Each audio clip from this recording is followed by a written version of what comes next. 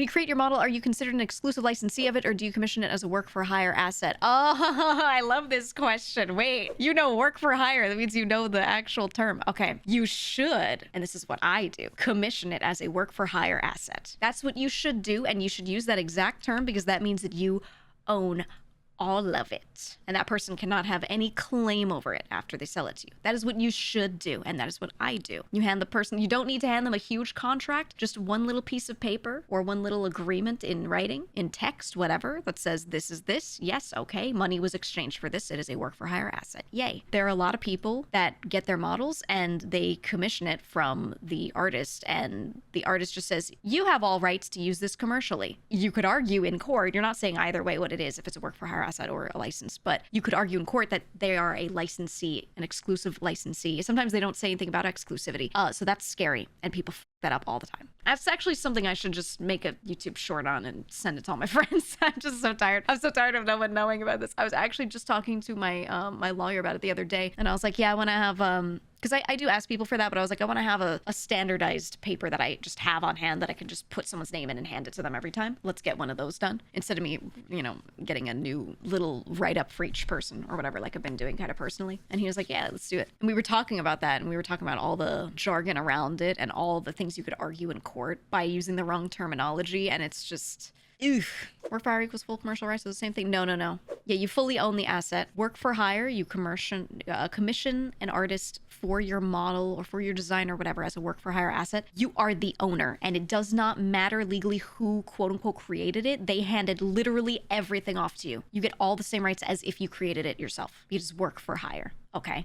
Does that make sense? Now, if you commission somebody for an asset and they say you have commercial rights, it means you can sell it, whatever, they're letting you license it from them. They don't always realize that that's what they're saying. They just don't know these terms, but they could still argue in court. They're still the creator and they still have the rights as the creator. So if you start making buku bucks and they want to take you to court, they just could. They could just do that. And, you know, depending on what judge you get and what's going on with everything, they could be like, yeah, well, I created this design, so if I want to do my own endeavor of it, I can. I just gave them exclusive rights to use this version of it, this exact drawing I did of it, but the idea is mine, right? They could say that.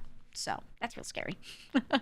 But yeah, you gotta get specific terminology like that together to be absolutely sure you own as much as you think you do, for sure. People f that up. And I have a lot of friends that were indie. I was indie for a long time before I joined VShojo. I was indie forever. And there are a lot of people that I have advised they should do that. And then they'll send me a screenshot and say, hey, I sent this to my artist. Is this good? And it's like, hey, just checking. Do I have full commercial rights for this? And they go, yes, the price includes that. And they go, okay. And that's literally their agreement. It's just Discord messages saying, do I have commercial rights? Yes. Okay. And I'm like, no, that can still be argued as licensing. No, it doesn't even say licensing. It's not even, you could argue it any which way. It's so vague that you could say it's literally anything, you know what I mean? If you want to argue about it, you just need a couple key terms and you should be, you know, people just don't know. And it's people on both sides don't know. It's not that artists are trying to screw people they're making the assets for over this. Typically that's rare that they are. It's more that they themselves don't know. So then when they start getting down to it and they hire a lawyer who's got their best interest in mind, that lawyer's like, well, really, you could argue this. And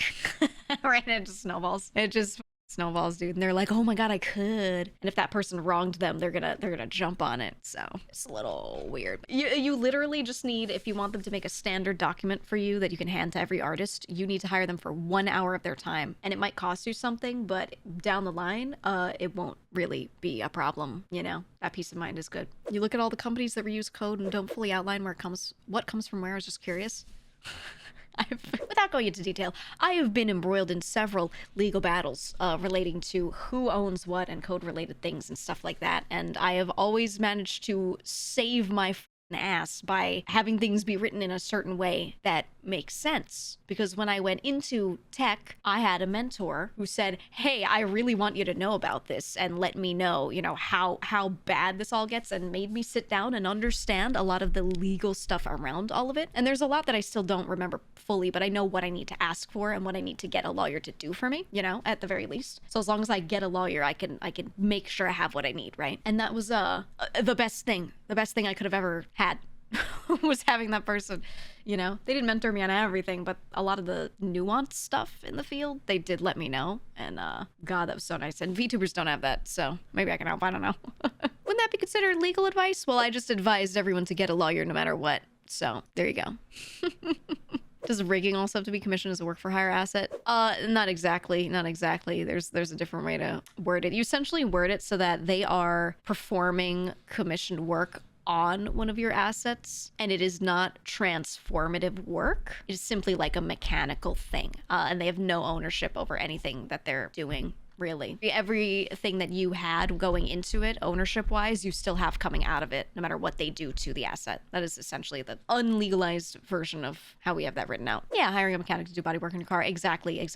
There are some people's contracts where they actually do treat it as maintenance. They actually categorize it and write it out legally a lot like maintenance. Not exactly the same, but it's very similar to a contract. Like if you hired a programmer to come in and do maintenance on a system, for example, it's actually kind of outlined and set up really similarly from a legal standpoint. It's interesting, but some people that do rigging for models actually do have more stuff that they kind of write in there that gives them some things. There are some that if they are the one who rigged your model, you're not allowed to have someone else re-rig that model and do their own version of a rig with any of their rig in it. They have to start from scratch. They're not allowed to use that person's rig as a base and then you have someone else come in and edit. That's not allowed for a lot of them, because then it's not a representative thing of their work, which I totally understand. Like it fucks up the portfolio, you know? So there's a lot of them that write stuff in like that, but they still don't have ownership. It's just, hey, if I worked on this and you want someone else to work on this, they can't use what I did as a base. They have to start from scratch on their own. There's a lot of that sort of thing. How would they know though?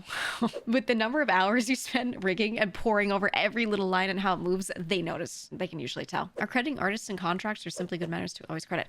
Most artists don't have legal contracts. They just have a TOS that you agree to, and by paying them through whatever platform, let's say it's PayPal or something, and agreeing to some bullet points of what the deliverables are, you then agree to their TOS. So it's not actually contracts, and usually their terms of service, their TOS, has something in it that says you have to credit me this way in this place or whatever. Though I usually ask them to change that. Some of them will be like, hey, you have to put me in your Twitter bio. And I'll be like, hey, there's no room because you only have just so many characters. And I already had this many people ask me to do that. And I can't fit anything else in the bio.